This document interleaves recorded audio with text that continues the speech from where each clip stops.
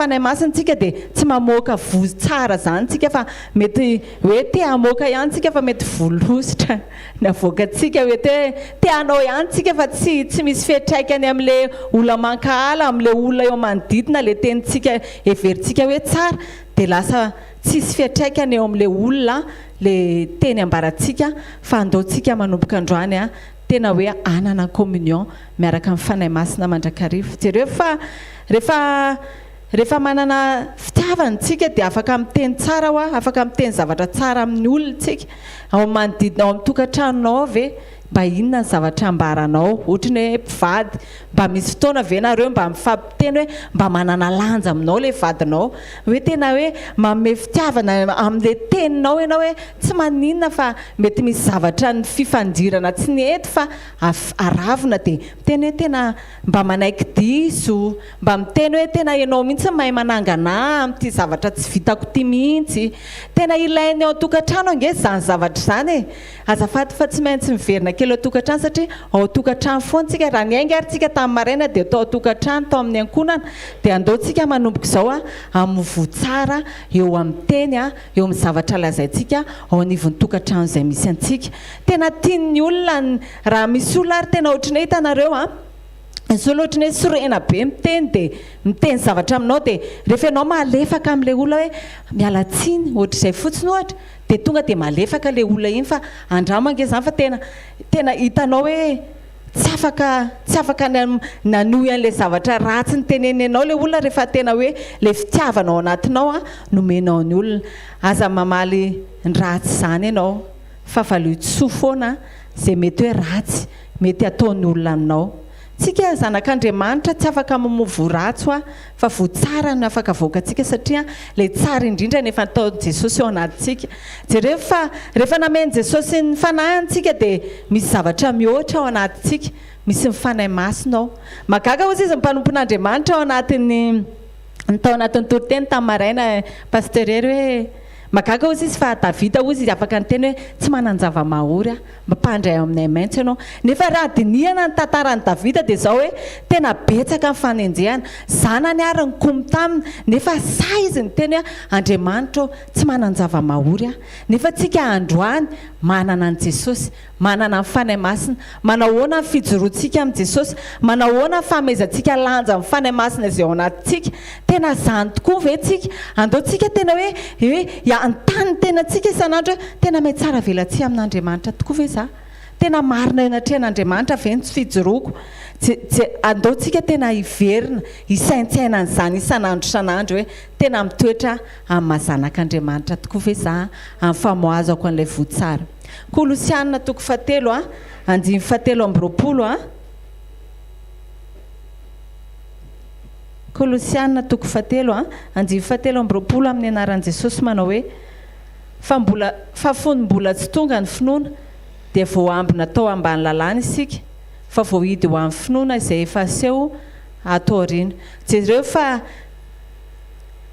azafady Kolosianina toko 7 andimy 7 amby 20 amin'ny anaran'i Jesosy ary na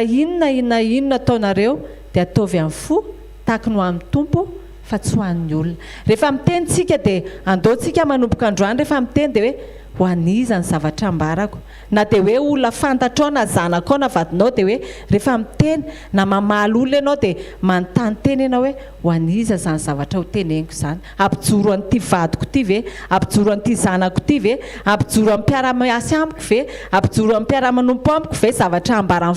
teniko eo am-bavako sa manahoana sa hoe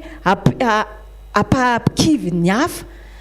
tsaroa fa ny zanak'Andriamanitra dia tsy maintsy manao ny sitrapon'Andriamanitra ary ny zanak'Andriamanitra dia tonga olom-boafidy izy rehefa nandray an'i Jesosy ny olom-boafidy tsy afaka nanao izay tiany zany fa izay tian'Andriamanitra ny tokony ataony zany olom-boafidy zany ny olom-boafidy ihany koa dia tokony manome voninahitra n'ilay olona ilay Andriamanitra mifidy azy misy voninahitra izay ny raisintsika tamin'ny nitezanantsika taloha ohatra dia misy voninahitra izay hoe efa nedukenantsika nanomboka tamintsika fahakely dia hoe ohatra hoe tsika dia manome voninahitra ohatra hoe ny avinao ohatra dia rehefa misy statut statut anao hoe ambombony anao ohatra dia tsika tsy mahazo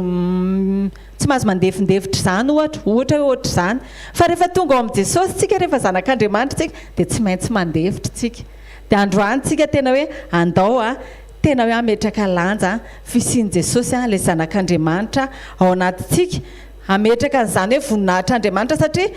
misy voninahitra mihoatra ao aorianan'izao fiainana izao tsy ilay voninahitra hitanao amin'izao fiainanao izao hoe manana zavatra maro tsika fa misy voninahitra mihoatra dia tian'Andriamanitra ho andehanantsika dia tsy inona izany fa ilay ao any amin'ny fiainana mandrakizay tsaroa fa rehefa tena manaiky ny sitrapon'Andriamanitra tsika dia afaka hiainam-piadanana tsika mety hoe misy zavatra mafy maro mitrango eo amin'ny fiainantsika fa izao tsarovy fa rehefa tena manana an Jesosy ny olona anankiray dia mametraka fotsiny zavatra rehetra eo amin'ny Jesosy araka ny tenen'Andriamanitra hoe ianareo izay miasa fatratra sy mavesatra na ozy izy dia makanesy ety amiko fa izao no amin'ny fitsarana ho anareo isan'andro tsika hoe rehefa misy zavatra mitrango eo amin'ny fiainantsika dia iza ny ametrahantsika ny vesatritsika mbola hoentintsika ve izy ireny sa tena omentsika an Jesosy manomboka androany tsika dia andao ametraka ny zavatra rehetra na sarotra na mora dia glory foana dia apetraka amin'ny Jesosy ny zavatra rehetra ny fanekeny fonao an'izany dia mahatonga anao tena hoe hiaina n'ilay fiadanana sy fitsarana izany ny zavatra tsy hananan'izao tontolo izao mety manana zavatra be deaibe izy mety afaka manao tour du monde izy vacances any amin'izay toerana tena mitiny izy afaka manana zavatra be deaibe izy fa tsaroa fa ny olona anankiray raha vao tsy manana an Jesosy dia misy zavatra vida zay tsy afaka ho fenony mandrakizay io fa Jesosy ilay tompon'ny fiadanana no afaka mameno an'io zavatra anankiray tsy mety feno fabanga io androany tsika andaontsika hiverina ametraka an Jesosy ho lohalaharana mba hahafahan' izany tenin'Andriamanitra izany tena ho marina eo amin'ny fiainako sy eo amin'ny fiainanao iza tokoa zanak'Andriamanitra ve tena hoe mamovo tsara ve za eo amin'ny fiainako afaka miteny zavatra tsara eo amin'ny manodidina ve za tena hoe afaka mizara fitiavana amin'ny manodidina ve za afaka tsy mamaly ny ratsy ve za afaka tena hoe mame disposition an'Andriamanitra mandrakariva hoe mifoko anao sitrapon'Andriamanitra isan'andro eo anivony ankonako sy manodidina andaontsika androany tena melanja mahatonga tsika tsy mahatsapa an'izany ozy izy mpanompon'Andriamanitra tamin'ny maraina dia hoe satria tsy mamelanja ny zava-panahintsika indraindray tsika mety mafana be androany indraindray mangatsika tampoka indraindray matimaty fa ny tenin'Andriamanitra dia manao hoe andao afana foana ho an'Andriamanitra andao anana etaeta foana ho an'Andriamanitra andao amela arana foana ho an'i Jesosy rehefa misy zavatra mitranga dia Jesosy foana Jesosy any satria Jesosy efa niteny fa teo ambony azy fijaliana hoe vita ny zavatra rehetra ary izy nitondra ny adinao io fa tsy hainao tsony nitondra an'io satria efa nampandresy anao izy teo ambony azy fijaliana andao tsika hivavaka ho an'izany tenin'Andriamanitra izany ndaontsika hivavaka mba tena hoe hitoetra amin'ny mahazanak'Andriamanitra antsika tena hitoetra amin'ny votsara mandrakariva isan'andro amin'ny andavanandrom-piainana dia anana etaeta lalina ny zava-panahy foana dia ana hitoetra tena hoe tsy mpanompo fa tena zanak'Andriamanitra manonto tenin'Andriamanitra dia asandrato mivavaka ao ray masina tsara indrindra izay ny an-danitro amin'ny anaran'i Jesosy Kristy avy any Nazareta tena fe mifankasitrahana anao zay ny amin'ny teninao sotra betsaka ny amin'ny fampatsiahivana satria ianao ny teny hoe fa ny teny averina dia mahasoa anay sotra indrindra satria izahay tena mila mitoetra amin'ny mahazanaka ao anay mila mamovo tsara mandrakariva fonanay anatrehanao Jesosy malala misy fotoana izay tsy mitoetra indray Jesosy dia manao izay tianay atao sasao amin'ny ranao soa izay Jesosy ho afa-pahotana dia aoka ilay hevitra mampisaraka aminao Jesosy ho rava manomboka izao fa ianao Jesosy malala ilay ivo ny fiainanay no banjininay mba hahafahanay mamoa an'ireo votsara rehetrarehetra izay tianao hiainanay isan'andro eo amin'ny andavanandrom-piainanay makasitraka indrindra dia aoka izay tena hitoetra amin'ny fitiavana satria ianao ilay Andriamanitra fitiavana afaka hizaran'izany eo amin'ny manodidina anay Jesosy dia voninahitra ho anao rery any amin'ny anaran'i Jesosy Kristy avy any Nazareta aleloia amen ndaontsika indray amin'ny mpanompon'Andriamanitra manaraka Falmerabantsika mianaran'i Jesosy tratran'ity fotoana famahana olana ty ivany olana mianaran'i Jesosy. Tsika efa nivavaka teo mino fa mbola mitoy ny fiombonanao amin'i Jesosy. Alleloia. Vakitsika ao amin'ny Jauna toko faha-efatra. Efa vaky haitsika tsara io tantara io. Rehefa tonga tany amin'ny tany Samaritanana Jesosy andiny fafolo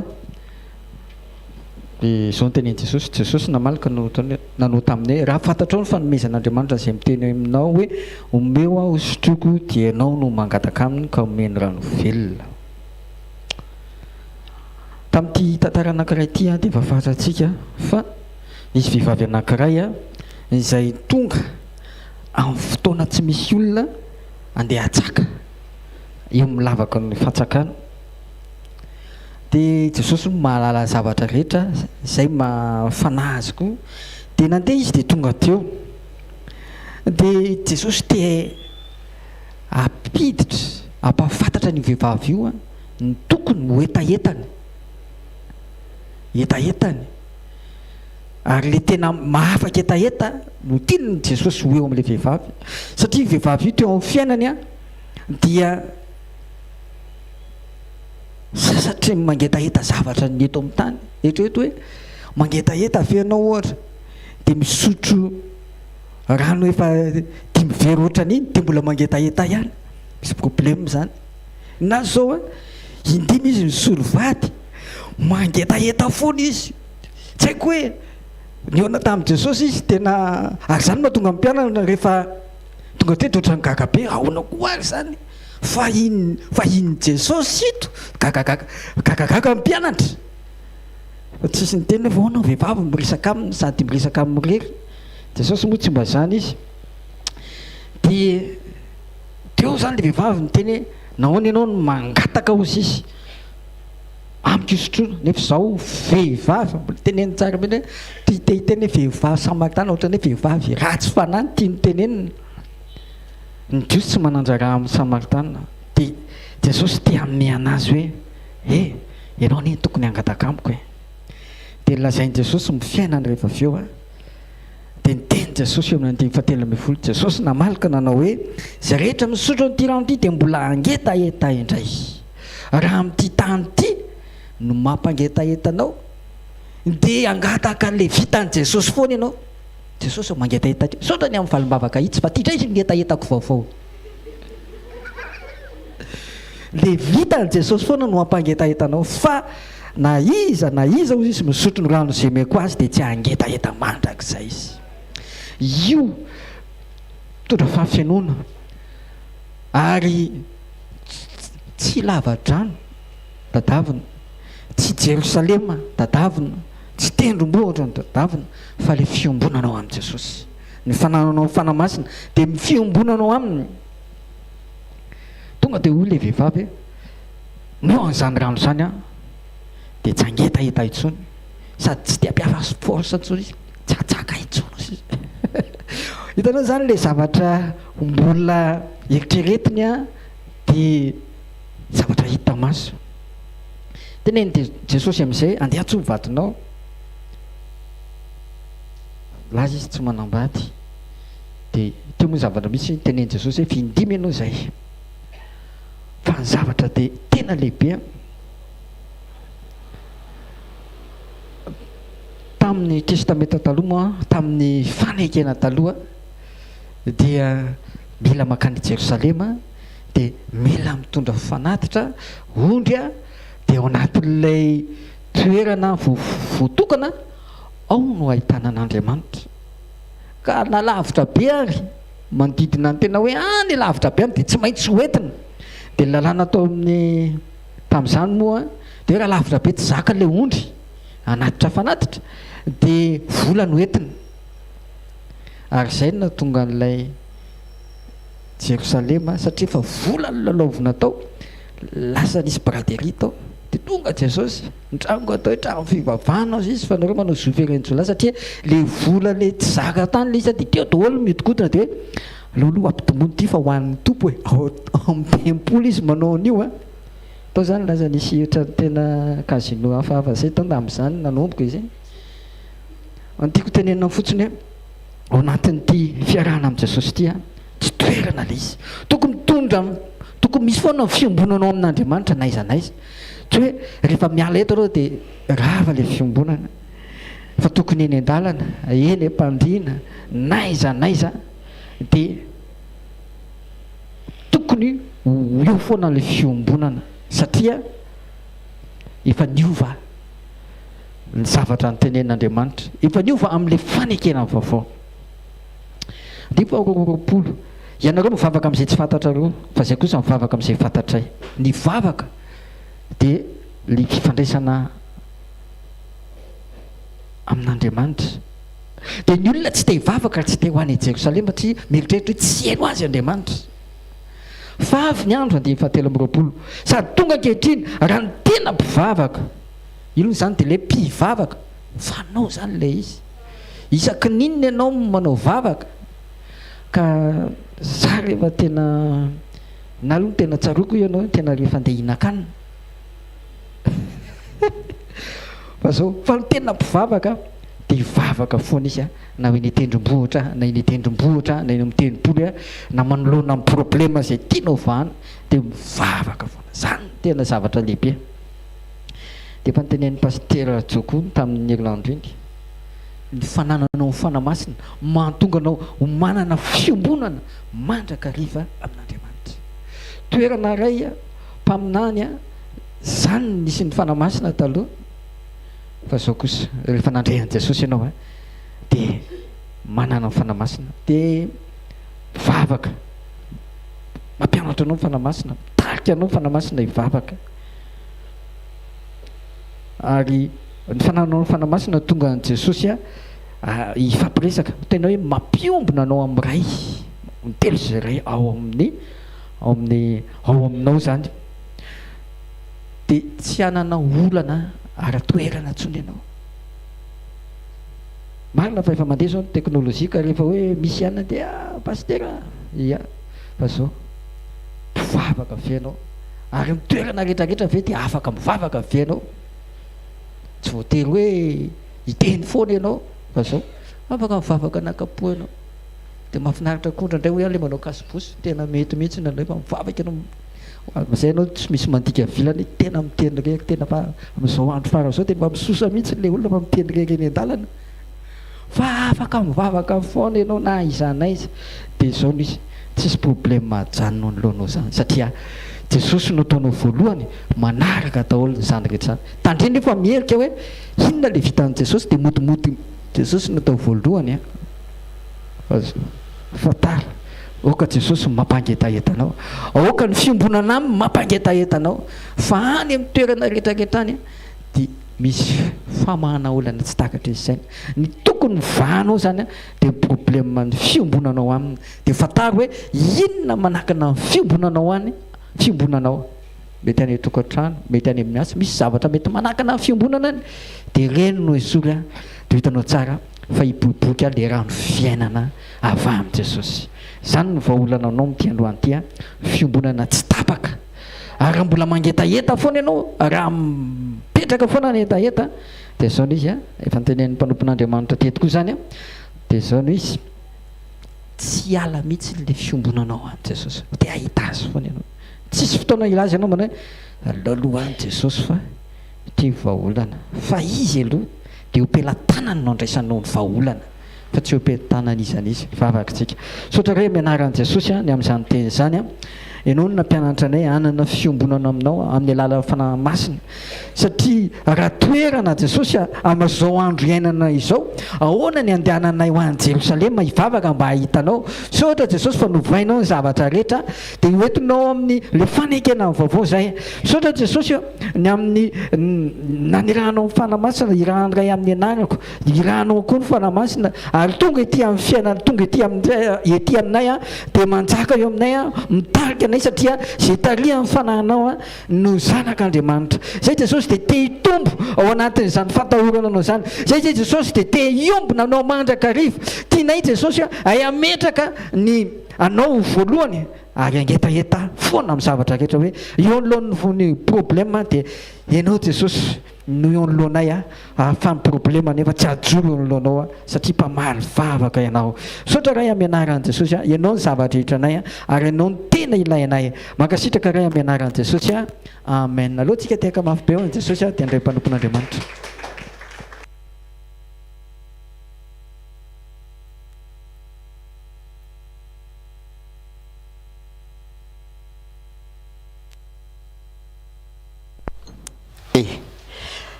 Tsara Jesosy, amen. Andao hijery tenin'Andriamanitra avy hatrany ary tsika. Galatiana 5:5 ny 9:17. Galatiana 5:5 ny 9:17 dia vakiko amin'ny anaran'i Jesosy. Fa efa nantsoina ho amin'ny fahafahana ianareo rahalahy, kanefa aoka tsy ho entinareo anaraka ny nofo zany fahafahana zany, fa mifampanompo amin'ny fitiavana. Fa tanteraka amin'ny teny ray ihany ny lalàna rehetra dia izao: tiavana namanao tahaka ny tenanao. Fa raha mifandrambanitra sy mifampihinana ianareo, tandremo fandrao mifandringana. Fa hoy izao: mandehana araka ny fanahy dia tsy hatanteraka ny filan'ny nofo ianareo, fa ny nofo manohatra ny fanahy ary ny fanahy manohatra ny nofo, ary mifanohatra izy roa mba tsy azahoanareo manao izay zavatra tianareo. Fa raha tarihan'ny fanahy ianareo dia tsy mba ambanin'ny lalàna. Amen. Zavatra ray no ifampaherezantsika androany dia zavatra iainantsika isan'andro ihany izy io fa indraindray mety tsy voatandritsika ilay izy, indraindray mety ohatran'ny adinidinitsika ilay izy, dia mamerina ny tenin'Andriamanitra androany. Satria raha fiainana miaraka amin'Andriamanitra, fiainana kristianina, dia tokony misy référence tokony arahanao. Ozy izy tenin'Andriamanitra teo hoe ny fiainan'ny kristianina anankiray dia misy zavatra anankiroa, monde anankiroa, ny ray nofo ny ray fanahy. Dia io tsy maintsy maîtrisenao isan'andro. Ny sitrapon'Andriamanitra dia izao: tokony olona tarihan'ny fanahy masina ianao isan'andro, olona miaina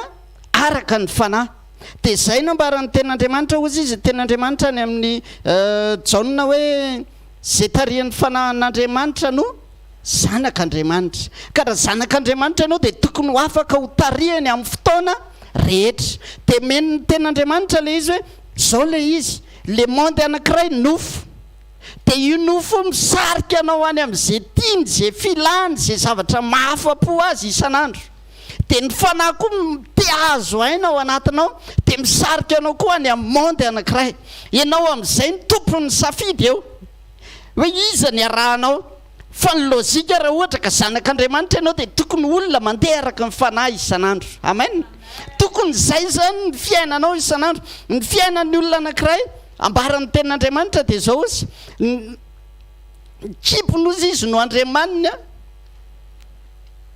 dia ny fahamenarany voninahiny, olona tarihan'ny nofo. Dia jereo fa zao ianao hoe tsy mandika zao, fo ianao vao maraina tonga dia mihazakazaka mieritreritra programme be dia be, dia lasa ianao adininao mivavaka. Rehefa mandeha amin'izay ianao tontolo mandro dia hitanao hoe mirotoroto be ianao zany, tonga ny ariva amin'izay reraka ianao. Any amin'izay ianao vao miréflexe hoe tena adino hatramin'ny mivavaka tamin'ny maraina. Lôzika nefa tokony vao maraina. Dia tiako be le tenin'Andriamanitra zarain'ny mpanompon'Andriamanitra teo aloha teo le hoe mba ho amin'ny anaran'i Jesosy Kristy tompo no andohalehan'ny lohalika rehetra. Dia tena vao maraina zany, za tamin'ny maraina vao nandohalika tonga dia izay ny tenin'Andriamanitra tao am-bavaka hoe amin'ny anaran'i Jesosy mandohalika ny lohalika. Tonga dia manetry tena aloha eo anatrehan'Andriamanitra ianao vao tonga ny maraina. Alleloia. Dia ozy izy le tenin'Andriamanitra tokony olona mandeha araka ny fanahy ianao isan'andro, tsy tarihan'ny nofonao. Fa raha vao tarihan'ny nofo ianao dia inona izay? Filana mitarika anao. Dia ny filana inona ny tarihany? Biby. Ny biby tarihan'ny filana. dia ozy izy le ankizy kely zay tamina maly raha ny zaran'izay tenin'Andriamanitra zay ohatran'ny akoho dia voafozy ny akoho dia tonga dia miazakazaka dia mitsaingoka dia mandehandeha tokotany marina loatra fa ianao tsy zany fa zanak'Andriamanitra ianao lojika ianao zany vao mifo vao maraina dia maninona réflexe tonga dia eo an-tongotry Jesosy alleloia dia jerenareo fa zay ozy izy le ten'Andriamanitra hoe zay ny tsy ahafahanareo manao zay tianareo satria olona tarihan'ny fanamasiny ianao isafidy raha io nampiavaka le olona ray atao hoe Maria alleloia ainao tsara ny tenin'Andriamanitra dia ozy izy tenin'Andriamanitra ao amin'ny Luc 10:42 dia zao ny ambarany ozy izy Jesosy zavatra ray loha ny ilaina Andriamanitra zany tsy mitady zavatra be dia be aminao fa zavatra ray ihany ny ilaina ozy dia ozy izy hoe Maria ny fidy ny anjara tsara zay tsy esorina aminy safidiny Maria ipetraka eo an-tongotry Jesosy raha vao zay réflexe zay ny anananao dia ozy izy Jesosy hoe oui safidy tsara ny nataonao Marta zany ny safidy ny anjara ratsy dia hitanao fa sarin'ny Maria sy Marta ny sarin'ny fiainantsika isan'andro raha vao manao safidy ny toetra eo an-tongotry Jesosy ianao dia ianao le fidy ny anjara tsara tahaka ny Maria mifidy ny anjara ratsy ianao raha misafidy ny totototo dia irotoroto mandritry ny andro ohatran'ny Marta fanahinana eny maniraka anao e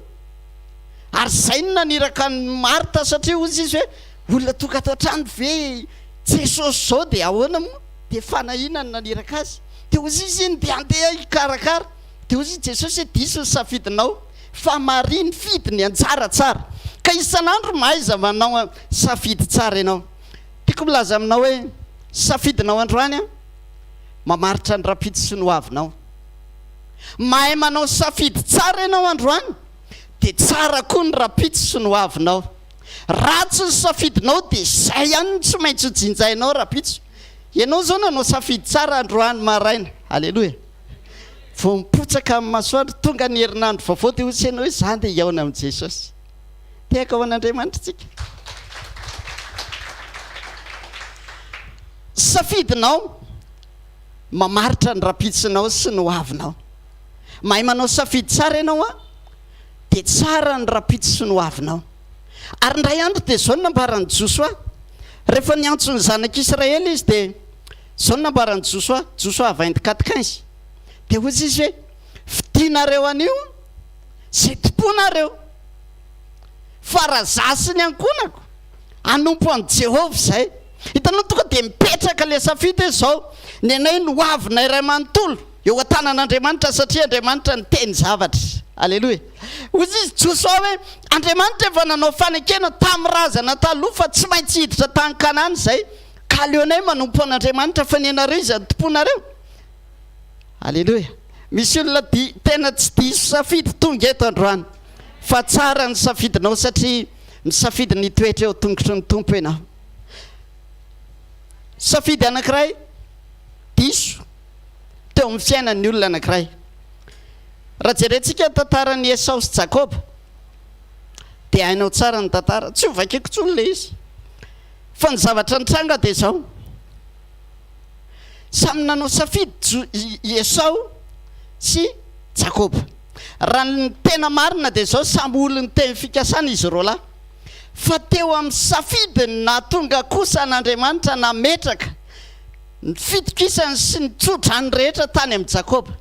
satria inona ny zavatra nitranga inona moa ny tena asan'ny Jakoba sy Esau mpiasa Jakoba raha marina mpiompy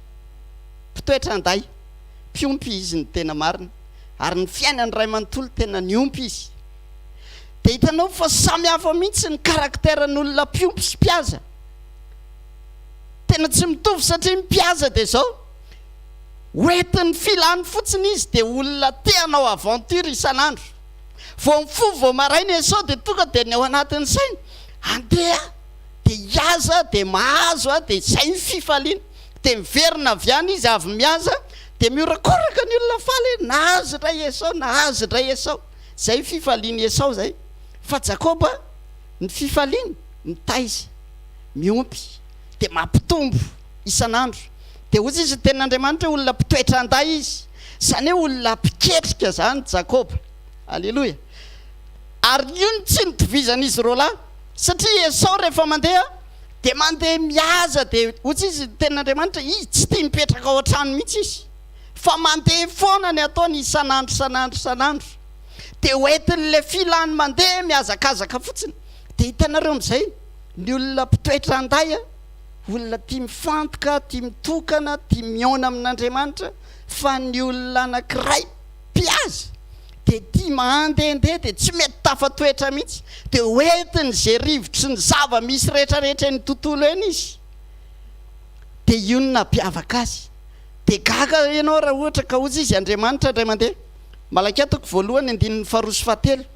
de ozy izy andriamanitra hoe Jakoba ny tiako fa Esau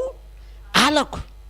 de mifanontaniana ozy izy Paoly apôstôly indray mandeha misy fizahan-tavan'olona avy eo amin'andriamanitra andriamanitra ve de mijery hoe hito tiako de hito alako tsy zay ny fijerin'andriamanitra fa ny fijerin'andriamanitra inona ny toetra ny nakahalany azy ary zay maharatsy ny toetra io rehefa tsy voafehanao satria tonga de any an-kan ny fahavalon'andriamanitra ianao de tsy tian'andriamanitra de ozy izy hoe Esau alako satria alako ny toetran'olona mandehandeha tsy mety tafatoetra toetran'olona tsy tia mifantoka amin'andriamanitra tsy tahaka ny Maria tonga de mety oraka eny an-tongotry Jesosy fa mandehandeha isan'andro de hoentin'ny filany fotsiny de ozy izy ten'andriamanitra hoe Esau alako tsy mizatavan'olona andriamanitra fa ny toetrany nahatonga n'andriamanitra nakahala azy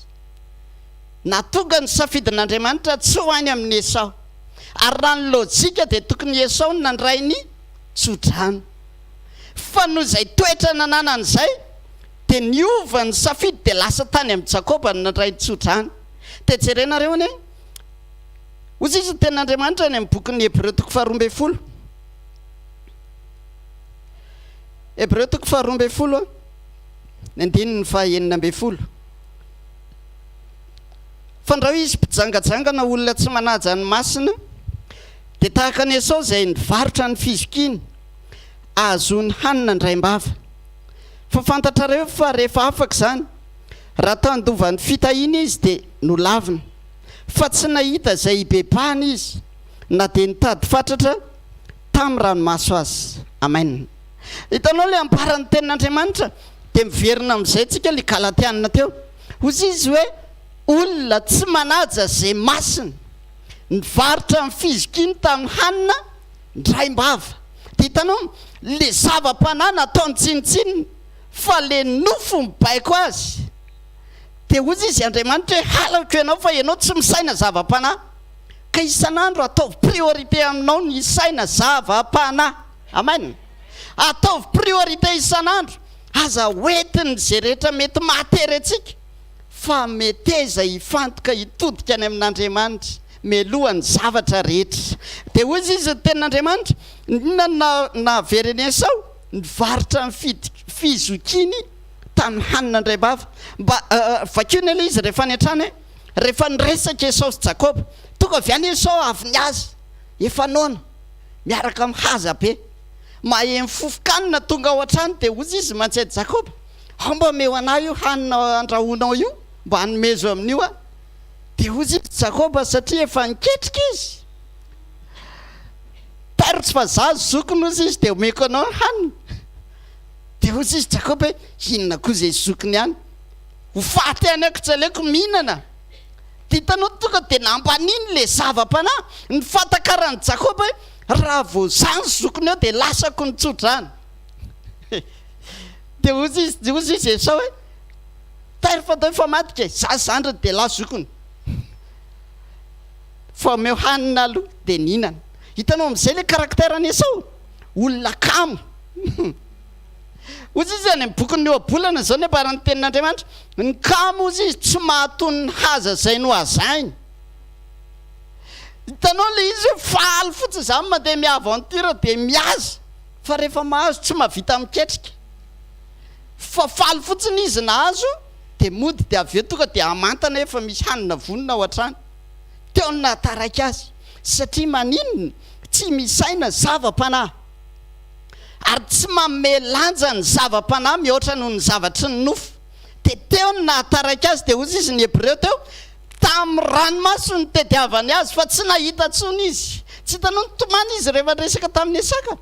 nga ozy tsisy tsodrany tsony ve any tsisy tsony mba meoana dia sombony azy fozy izy Jesosy fa ozy izy Isaka hoe tapitra efa lasa ny rahalahanao teo izy taraiky. Alleloia. Dia jerenao amin'ny fotoana manokana fotoana ianao hifandraisana amin'Andriamanitra dia manomboka tarihan'Andriamanitra ianao hifankahita amin'ny programany, ary izay programany izay mihitsy ny antsara voateny rehefa ho voahomana ho anao. Lesona aza mba mivarotra no hoavinao amin'ny zavatra tsisy valeur. Zay ny tena lesoko tamin'ny Esau, satria no hoavin'ny ray manontolo zavatra tsisy dikany tsisy valeur varotany azy. Rehefa avy eo vao nanenina nitady izay bebana ozy izy tenin'Andriamanitra fa tsy nahita, nitady tamin'ny ranomasy fa tsy nahita, satria efa very le anjara voatendry. Tandremy fa amin'ny fotoana tsy sainanao no hoavinao ara-panahy. Zay ny tena erreur farazay goavana indrindra. Lesona faharoa, aza malaky mandray décision ninninina ao anatina pression, satria izay no nahavoa azy tao anatin'ny anoanana izy rehefa nao nahaviny azy dia teo ny nandray décision, nefa décision miantoka ny hoavin'ny ray manontolo ao anaty anoanana, fahamainana, tsy fisina, ao anatina pression, anatina zavatra sarotra lalovanao, aza mandray décision ninninina. Tsy elohavan'ny validation an'Andriamanitra, tsy mbola nionanao tamin'Andriamanitra nefa ianao mandray décision, fa ny décision raisinao ao anatin'ny fahamaizana diso foana. Tsy maintsy diso ny décision raisinao ao anatina fahaterena sy fahamaizana. Fa zay ny lesona nomeny Maria, tonga dia eny tongotra Jesosy aloha priorité, ninona misy ninona tsisy. Ka ho antsika dia raiso zany décision tsara zany, na ohatry ny ahoana fitranga ny zavatra misy ao amin'ny fiainanao, aza mandray décision mihitsy aloha fandana aloha miaona amin'ny tompo. Atao fantatrao fa tena tafahoana tamin'i Jesosy ianao, zay ianao vao mandray décision mba tsy ho diso amin'ny décision raisinao. Ary ny tena ratsy dia zao décision miankina mitondra ny hoavy ray manontolo, tsy azo hiverenana tsony le izy. Ohatra ny Esau, tonga dia tsisy hevitra ny hiverenana, fa nanitady tamin'ny ranomaso aza tsy nahita. Tsy tantaranao zany amin'ny anaran'i Jesosy.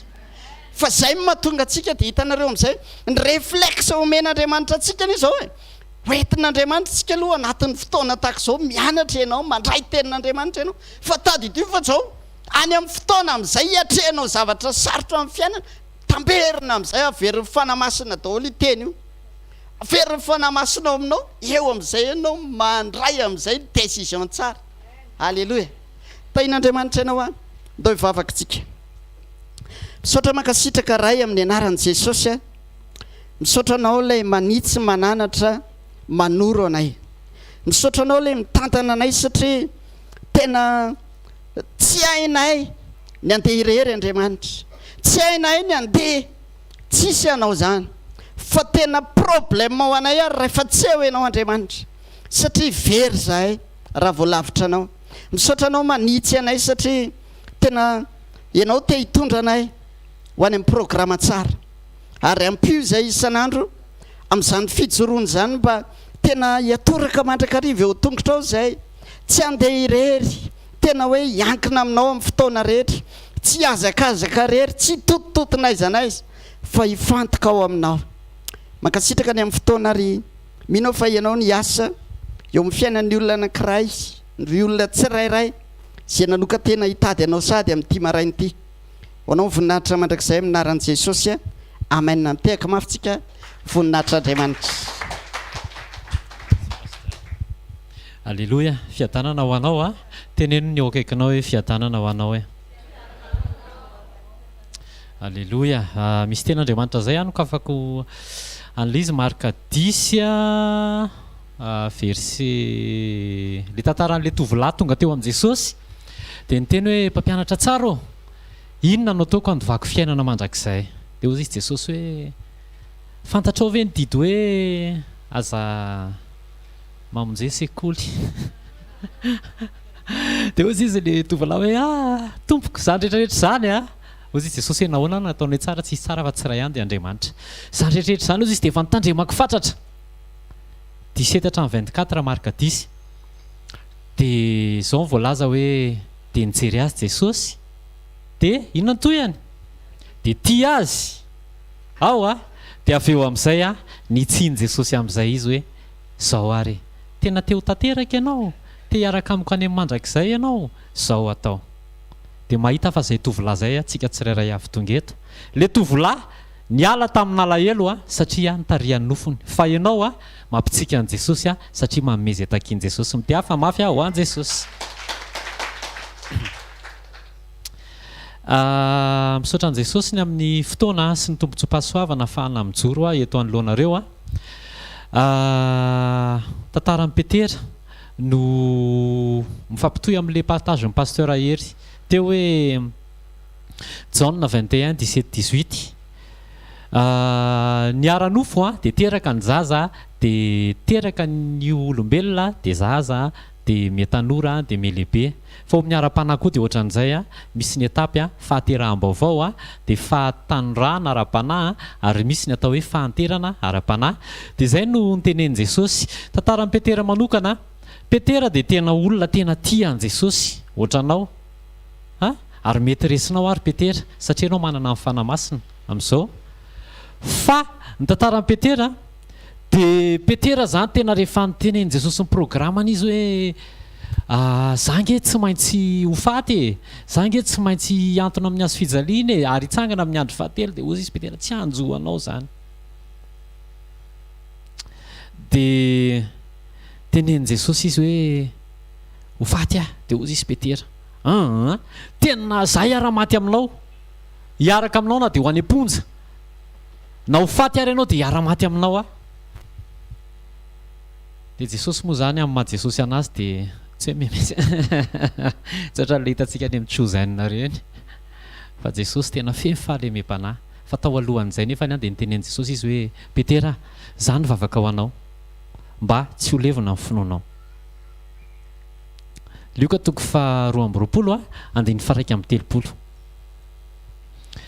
ary 3:30 aroy ny tompo ry Simona ary Simona indro Satana efa nilofo hitady anareo kororoina toy ny vary nefa izao nangataka ho anao ozy izy Jesosy mantsy amin'ny Petera mba tsy ho levona amin'ny finoanao ary rehefa mibebaka ianao dia ampahirezo an-dralanao dia ozy izy Petera andiny fa 3:30 tompoko vonona nanaraka anao na ho any an-tranomaizina na dia ho any amin'ny fahafatesana azy niala tamin'ny fahaterahany Petera niditra tao anatin'ilay atao hoe fahatanorana efa samy tanora daholo angambitsika ary mety mbola tanora ianao amin'izao fotoana izao tahaka antsika ihany fa izao ao anatin'ny fahatanorana dia mirehatra ny hafanam-po zany sa tsy zany tonga dia ny olona tanora dia izao hoe zay tiako ihany rangaha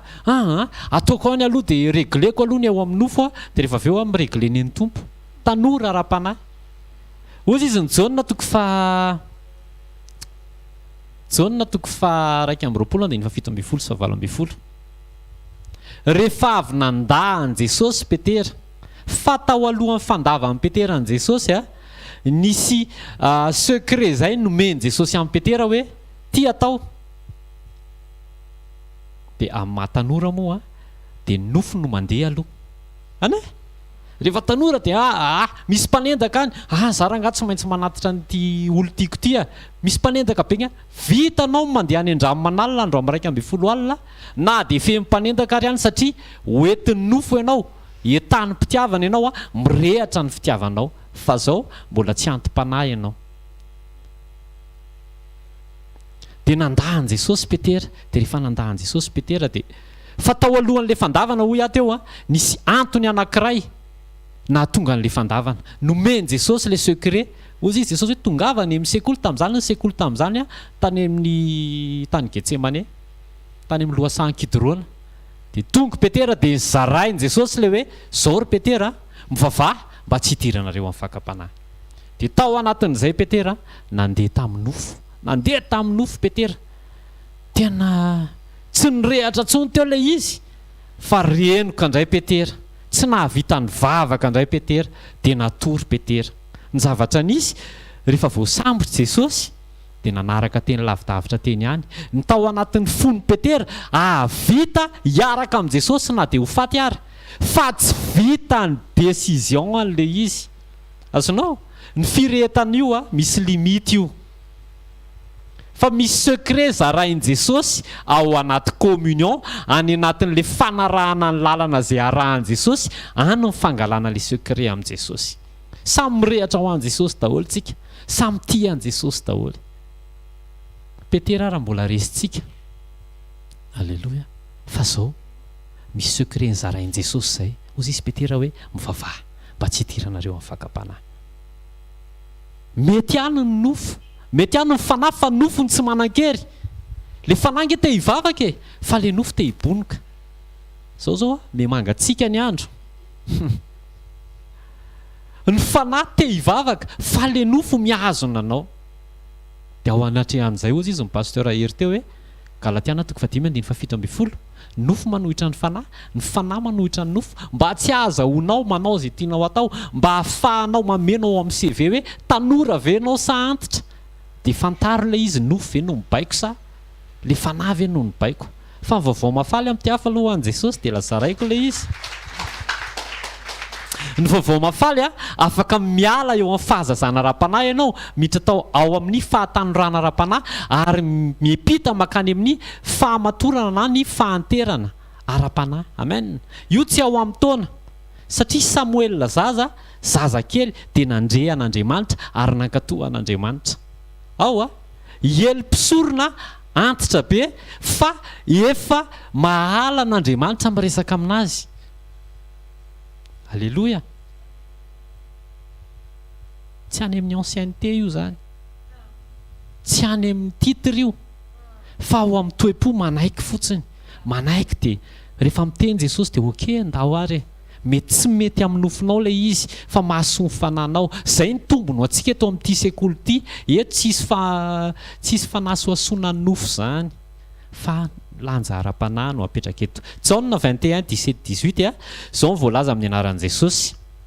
Rehefa avy nanontany Petera hoe moty avy ianao, teo amin'izay ohatra ny mbola nare feo anakoho ihany Petera tao anaty sofiny hoe naneno indray le akoho, fa nanontanian'i Jesosy intelo izy. Dia 17-18 azafady tonga dia raisitsika hoe lazaiko aminao marina dia marina tokoa, raha mbola tanora ianao dia ny sikina ka nandeha tany amin'izay tianao, fa rehefa antitra kosa ianao dia aninjitra ny tananao ary olo-kafa no anikina anao ka hitondranao any amin'izay tsy tianao. Alleloia. Tanora any amin'izay tiany no andehanany. Teneniko tany aloha fa nahoanina tsy hoanina, teneniko aloha fa aleo izy mba ho tonga saina any, fa zaho koa za foana koa ve no victime eto.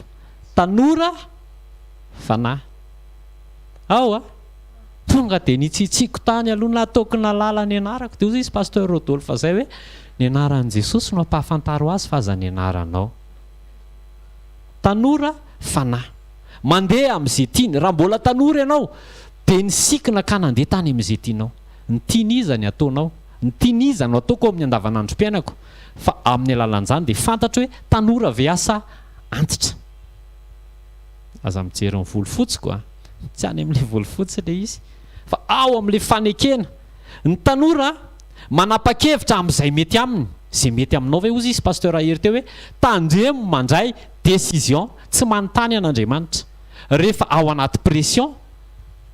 aleo aloha pression itsitsy ohatran'ireny kokoty ireny, miantso anao zany le pression hoe fa aza mitodika any amin'ny pression, atsanony any aloha dana mivavaka. Manaova ny nataon'i Davida, raisy ny efôda, resah amin'Andriamanitra, mifankahita amin'Andriamanitra, vao azonao le fiadanana regle ny zavatra rehetrarehetra. Amen. Manapa-kevitra amin'izay mety aminao ve ianao? Mandeha manome lanja ny sitrapon'Andriamanitra ve sa mampandevitra ny sitrapon'Andriamanitra ka mamevahana ny nofo? Tanora fanahy, raha mbola tanora ianao. Ny antitra indray manintsitra ny tanany anazy le tanana fa ahinjany fotsiny. jerevy tsara fa tsisy nininona tao a décision ianao hoe ty raha ny tanako hoe ahinjitra fotsiny fa rehefa manaiky ianao dia raisiny a dia hoentiny any amin'izay tiany amin'izay sekoly fa mana olana androany a manaiky ve ianao aloha tsy anjaranao no mitondra ny fiainanao tenenina foana hoe le fiainana tsy anao Jesosy ny fiainana amen raisy fotsiny Jesosy dia aleo izy andeha any amin'izay tiany alleloia ny antitra manome décision fotsiny hoe tia ny tanako dia ozy izy olo-kafa no manikina anao dia hitondra any amin'izay tsy tianao te ametraka fanontaniana hoe ny tianao foana ve aloha nataonao sekoly fa mana olana androany rehefa manomboka mahatsapy ianao hoe tsy mety amin'ny nofoko izany ten'Andriamanitra izany fa ankatoaviko noho Jesosy dia efa miditra ao anatin'ilay dingana mitombo ianao mialehibe ara-panahy ianao alleloia le tenin' Jesosy tamin'ny Petera hoe mivavaha mba tsy hidiranareo amin'ny fakam-panahy tsy mety amin'ny nofo ange zany fa raha fantatry Petera hoe atonga azy andahan' Jesosy ny tsy fanaovana an'izay dia lasa izy ny vavaka satria izy ara vonona hiara-maty amin'i Jesosy azotsika ve dia ny firehetana isan'andro tsika tena mila mirehatra ho an'i Jesosy tsy ampy ny firehetana maly tsy ampy ny firehetana tamin'ny herinandro tsy ampy ny firehetana amin'ny Pentecôte izay ho avy satria sao dia miandry ny Pentecôte ianao hoe fenoy fanamasina fa isan'andro ianao dia mila feno fanamasina mba ho zaka amin'ny fanamasina ny mitarika anao alleloia tantarany Elisa rehefa nandeha tamin'ny hafanam-po tantarany Elisa tamin'ny ny bala amanjato ny vitany namono azy fa vavana Jezebel vavana vehivavy anankiray dia nampitsoaka azy dia rehefa nitsoaka izy netiny tahotra izy zaka nofo izy niany amin'ny aina izy dia lasa nandositra dia rehefa tsy hitan'Andriamanitra izy hoe fa aiza ianao inona ny ataonao aty zany hoe overina tany amin'ilay Genesis hoe fa aiza ianao ry Adama fa maninona ianao ny hery dia inona ny valiteniny ahoana ozy izy nafana dia nafana fa tsy hoe mafana dia mafana firehetana omaly tsy miantoka ny anio anao alleloia fa ny décision anao androany izy pasteur ahery teo miantoka ny avenir anao raiso androany ny décision na tsy mety amin'ny nofo ary dia hirehatra ho an'i Jesosy na mangidy raha le teny ohatran'izay zay nge mahatonga ny olona vitsikely eto amin'ity sekoly ity satria eto teny ho an'ny olona tiany Jesosy alleloia nijery azy Jesosy dia tia azy dia nanitsy azy eo zao ianao tokony mitehaka ho an'i Jesosy dia nijery azy Jesosy dia tia azy dia nanitsy azy teny mpanitsinany eto hiantoka ny mandrakizay ianao mila mahay mankatozany tsika mila vitatsika ny manaiky na eo amin'ilay zavatra tsy tiatsika ary satria tsy le nofo ny karakarainy eto fa le toe-panahy ampifamatory amin'ny mandrakizay ianao ny décision anao androany nofo ve no hibaiko anao sa fanahy omeo zay mampahazo ainan'i Jesosy Petera ny olona teo amin'ny Petera tsy tafahombona teo amin'izay zavatra nylazain'i Jesosy ny etaeta ny mafy be fa ny décision nalemy teo izy pasteur ahery teo hoe mangatafoana ho feno ny fanahy satria izay feno ny fanahy no zaka ny fanahy dia rehefa zaka ny fanahy ianao dia miombona ho azy amin'izay tarehan'i Jesosy ny safidinao androany ny hamaritra ny ampitsonao tian'i Jesosy ianao fa miombona amin'i Jesosy mivavaha amin'i Jesosy na tsy mety ary ombo ihany io nofo io ombo io nofo io mahafinaritra nge le miteny mahafinaritra le manana ny rariny dia ohatrany hoe mba eno zany fa zany ny tena marina ny diso ianao fa ozy izy Jesosy mba fehezo ny vava mba fehezo ny vava ndao tsika hianatra miaraka amin'i Jesosy io tsy vitanao raha ny herinao tsy mafy no Petera ianao ny Petera tonga dia zarangana ho faty araka aminao raha vitako zany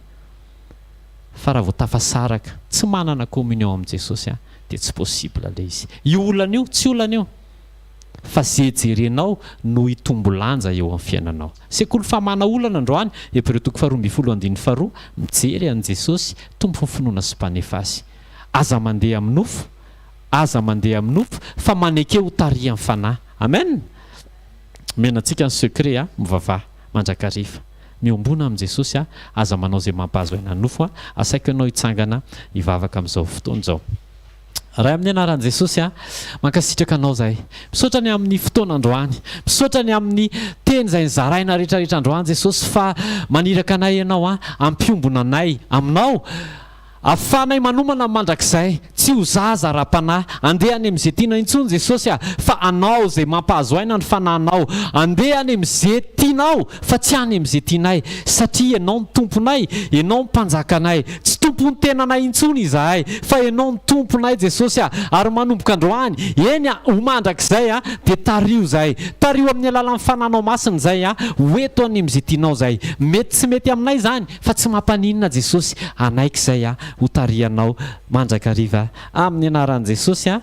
amen amin'ny anaran'i Jesosy a amen maza ho toerana ho tatazana ny fanatitrary fotoanantsika rapitso sekoly fanasitranana eto amin'ny shop U Analakely riana faharoa amin'ny larobia mbola misy sekoly koa eto amin'ny fito hatramin'ny valo sasany a ny eto amin'ny shop io moa zany dia amin'ny fito hatramin'ny valo sasany daholo dia tongava amin'ny zoma amin'ny efatra ao amin'ny trampokon'olona Analakely ary sabotsy amin'ny fito maraina ao amin'ny trampokon'olona Analakely ihany a fotoanan'ny communion aza donona ny miaino ny radio raha afaka miaino ianao satria misy karazan'olona tsy afaka miaino radio mihitsy ane raha afaka miaino a dia noya FM 90.8 a dia ny fandarantsika eto moa zany dia mandeha mivantana amin'ny page FB HVKL mission events to amin'ny havana mantsakaiza dia miombona amin'i Jesosy avereno enona ny teny a miombona ianao amin'i Jesosy ireny teny zarainy ireny zao a vokatry ny fiombona ny mpanompon'Andriamanitra tsirairay avy amin'i Jesosy fa ny fanontaniana dia hoe inona ny teny azonao manokana tany amin'i Jesosy reny teny reny manaitra anao reny fa raha vao tsy mivavaka ianao raha vao tsy miombona amin'i Jesosy ianao dia ohatran'ny contre-attaque dia ohatran'ny tsakoana isaky mihetsika zany tsy velona mihitsy fa miombona amin'i Jesosy a dia mivava tsara dia hitanao fa tsika reto ifampitatana amen le manaraka direct any koa mifampitatana miaraka amintsika alleloia dia tsisy raraka na dia ray aza alleloia rehefa maneno ny trompetra tsika rehetrarehetra eo tonga dia miaraka eny amin'ny raha ho any lanitra eny daholo dia efa itsy le tetsy amin'ny à gauche tetsy tao amin'ny sekoly itsy le tetsy amin'ny à droite tetsy itsy le mpamonjy zoma itsy le mpamonjy sabotsy hoay tandre misao dia miteny hoe hoay itsy le pieno radio satria tsy hitanao le any amin'ny radio fa reny koa tena tiany Jesosy daholo tsika andao tsika tsy hosorena amin'ny tenin'Andriamanitra zay zaraina amen aza miady amin'ny mpanompon'Andriamanitra eto tsisy mpanompon'Andriamanitra hoe amin'ny fiainako foana zany tantarainy zany dia angarianao le mpanompon'Andriamanitra diso fahavalo ianao ny tenanao ny tokony ho fahavalonao voalohany amen andao tsika hitsangana apetrao amin'i Jesosy ny journée anao a dia isory ny teny zay voarainao raha amin'ny anaran'i Jesosy mankasitraka anao zahay misaotra ny amin'ny fahatsarana zay nomenao anay misaotra Jesosy a fa te hitondra anay ianao any amin'ny fahamatorana ra-panahy hiala amin'ny fahazazana miala amin'ny fahatanorana fa andeha ho anaiky ho taria amin'ny fanahinao tsy any amin'izay tianay fa any amin'izay mety aminao Jesosy Kristy avy any Nazareto andao indray hiaraka foana indray tsika anatin'ity journée ty mandritra n'ity semaine ty mandritra n'ity mois de mai ty Jesosy a dia ifampitatana foantsika tario zahay fenoy anao zahay aoka ho faty ny nofonay aoka tsy handeha any amin'izay tianay zahay fa tario Jesosy a satria anao dia tsy manana programa hafa akoatra ny ampiombona anay amin'ny ray dia aoka ho faty ny nofony tsirairay avy a fa aoka ho velona ny sofim-panahiny tsirairay avy aoka ny sofiny tsirairay avy andre ny fitarihan'Andriamanitra any amin'izay toerana andehanany any ka hatonga azy tsy ho diso lalana aoka ho vitany tsirairay avy manombo ny nofony ka andeha hiaino ny fitarihan'ny fanahy any amin'ny andavanandrom-piainany raha amin'ny anaran'i Jesosy tehirizo ny tsirairay avy a mba tsisy hovery a ary raha androany ny maneno ny trompetra dia hiaraka hitsenanao zay tsirairay avy a ho voninahitry ny anaranao rery any a amin'ny anara maheran'i Jesosy Kristy avy any Nazareta mandeha ihany fa io olana io mivaha io satria satria ianao tafaombona amin' Jesosy. Regleo ny olona anara-panahy omeo zay mahafaly an' Jesosy fa io olana io tsy olana amin' Jesosy mamahany io. Mandeha ihany dia ny fahasoavan'Andriamanitra anaraka anao. Ty tontolo andro ty dia tontolo mahafinahitra indray satria Jesosy no hitarika anao. Mandeha ihany dia zarahoary ny fahasoavana amin'ny anaran'i Jesosy. Fa fahasoavan'Andriamanitra amin'ny matozao fa fahasoavan'Andriamanitra ny matozao anareo. Tain'i Jesosy raha pitso amin'ny fitondray ny fotoanantsika.